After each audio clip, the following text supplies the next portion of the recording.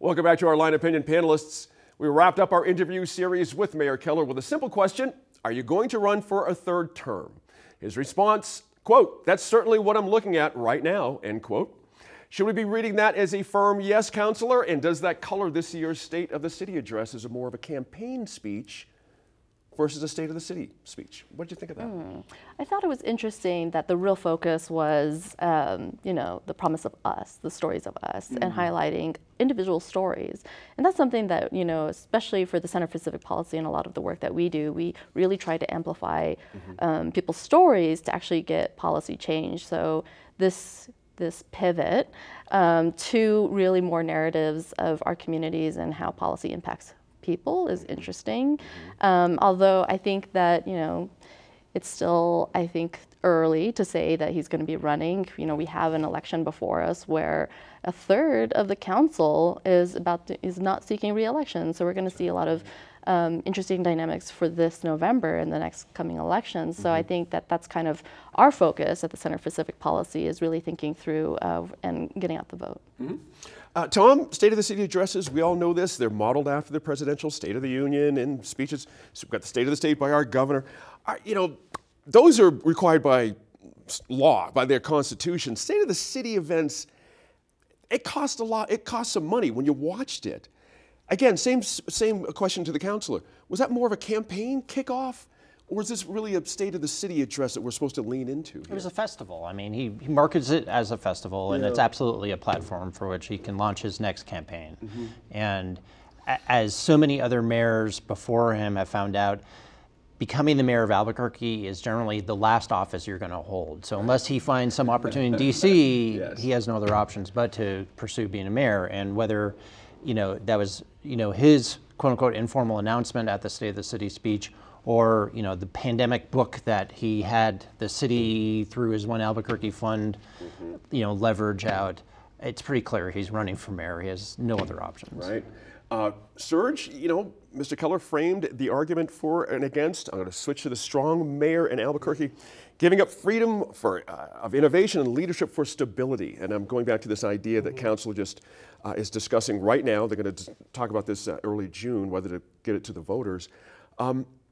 I'm interested in your takeaway on how the mayor reacted to this idea of the weak mayor proposal. Was he on the money here? I mean, he made some good points. Well, I think he's overstating the stability that we might expect from any sort of group of politicians that are also going to be subject to elections and voters, whatnot. Yeah. But I mean, I do think his response is one that I would expect from any mayor, because this is the council can and the folks who are pushing this can sort of clothe it any way they want and frame it how they want. But let's call it what it is. This is a bid for more power for the council to sideline the mayor. And you don't like the mayor, so let's try to overhaul the entire political structure of Albuquerque. Seems to be what's going on here. That this particular council does not like this particular mayor, which is why this is on the table now, you're thinking? That's what I think. That's my take on this. I mean, and that is no way to run a city, right? To think about how we structure our city. But setting that aside, right? It's an interesting question. How should this be structured? This is not, inherent law of nature that you have to have a strong mayor and a city council, right? I mean, I personally I'd have to think about this a lot more and learn a little bit more about the pros and cons.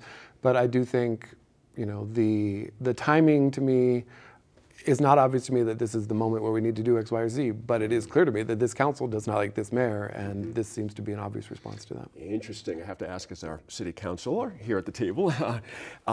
Interested in your view on this. Is there pros and cons that immediately jump out to you? Because the mayor made an interesting point to me. An elected mayor is more accountable to the, people vote for that person. Does that make sense?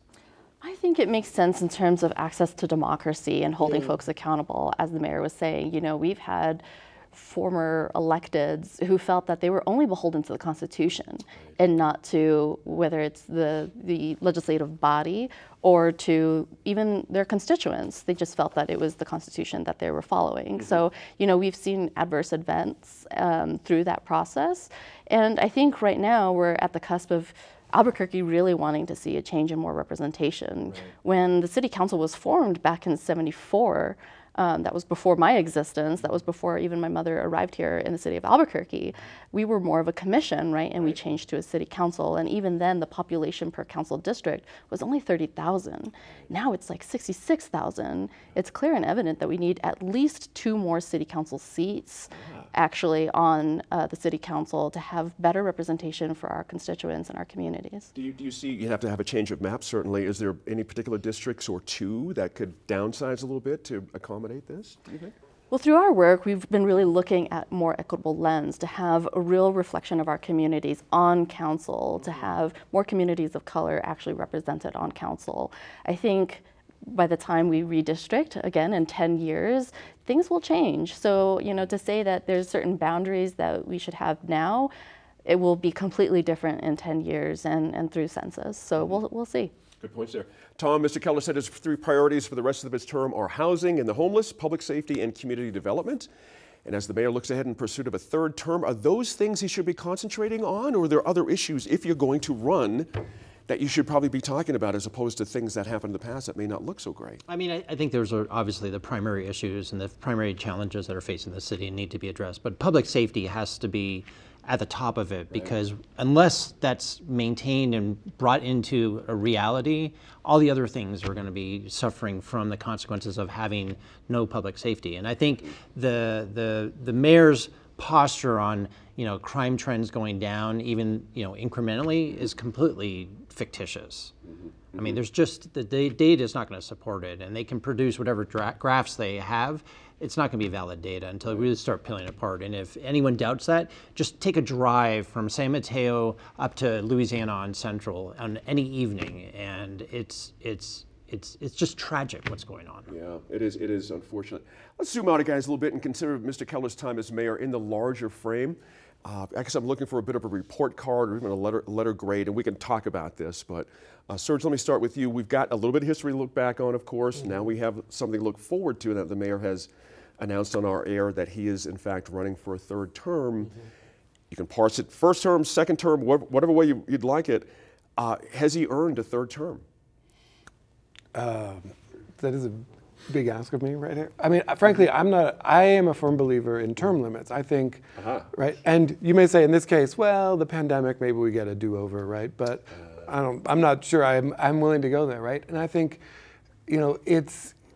it's true that a lot of things that happen need to percolate over time. And the mayor talked about wanting to be here when certain things, are finished or give fruit. Sure. But I think, term limits that are popular for a reason, because we want to make sure that we have fresh ideas, new people, that someone doesn't get too entrenched, too much power, too much identification as I am the government and whatnot. So I'm actually... We've had that issue in New Mexico a bunch over the years. Yeah, right. Yeah. And so I mean, I would push back a little bit and say, should we have anybody having a 3rd term? And I respect politicians who say, you know what, I've had my 2 terms, my 8 years, and I'm ready, I want to bow out. I'm not convinced that there's a need for anyone, this mayor, any other mayor, to go to a 3rd term. Interesting point there. I'm curious, Councilor, 3rd term. Is it viable for the city? Has he earned a 3rd term?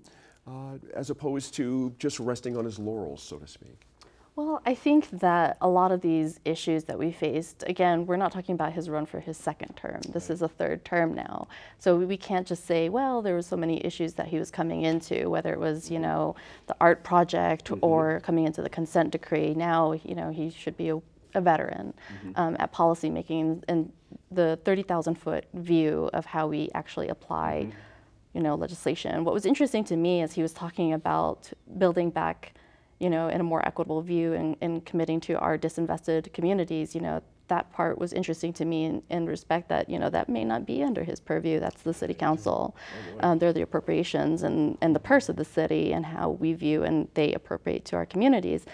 But I think that, he has made a lot of progress from what we've seen, and, whether it was facing some of the historical disinvestments and creating a really thriving department for the Office of Equity and Inclusion, and actually holding and bringing in all of our communities to policymaking and having a say-so in it. How much should we count that? That's a fairly major turn of events for city government. How should we accommodate that or reward that? Is it a big deal for the city that folks may not understand the full extent of it, creating that department? I believe so. And, you know, for me and my communities, especially for our Asian American, Pacific Islander, Native Hawaiian communities, you know, a lot of our communities had been historically ignored. And I think that we still need to reflect and look at more of some of these gaps. Again, you know, we would not exist as nonprofits if government did their jobs and provided equitable access.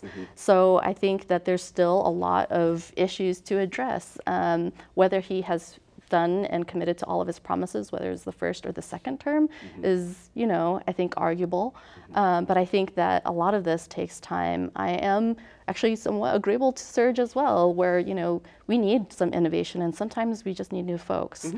So that part, you know, I'm still on the fence with. Yeah, fair enough, absolutely. I can't let you get out of here, Tom, without talking about public safety and this idea of using civilians. The mayor leaned on that pretty good in this speech and also here with our Lou DiVizio as well. It seems to me there's a bit of a lit fuse here, meaning if things don't progress better using this civilian volunteer corps, where does that leave the mayor and his ideas as an ex-APD sergeant? How does that hit you? It validated and echoed what his posture has been from day one, which is in their own correspondences between each other, the mayor and the former CAO. They were always talking about reimagining policing. And, you know, this is what's happening with them, the civilianization of the police department and the automation of policing with all the traffic cameras, and they're playing around the ideas of having... You said tech's going to be a big part of the solution here, the mayor. And at the bottom line, policing is always about government services to people in crisis and suppressing, you know, the chaos so people can go about and enjoy their life, right? Are there places for civilians in police departments? Absolutely, okay? Absolutely. Police should be doing policing things. They shouldn't be doing administrative things. Can tech support officers' work? Absolutely. But I mean, we've gone through the red light camera issues and the civilian fines before. And you know, when you've got to install security systems to monitor the cameras because they're getting vandalized by people, there's no officers responding to those vandalism calls, that sort of speaks for itself. And then real quick, as far as the mayor's third term, I think it's real simple. Are we better today than when we were before when he started? And I think the answer is we are not better today, and he does not deserve a third term. There you go. Report card grade for the mayor, what do you think? D-. There you go. Hey, it's tough being mayor in Albuquerque. Absolutely. It's a hard, you know, we'll have to see how this goes. We were joking a little bit off air. If this weak mayor proposal passes somehow, what does that do to the quality of candidates who either run for mayor or run for city council as well? It's going to be very interesting. Thanks again to this wonderful panel, as always, for this week and for last week as well.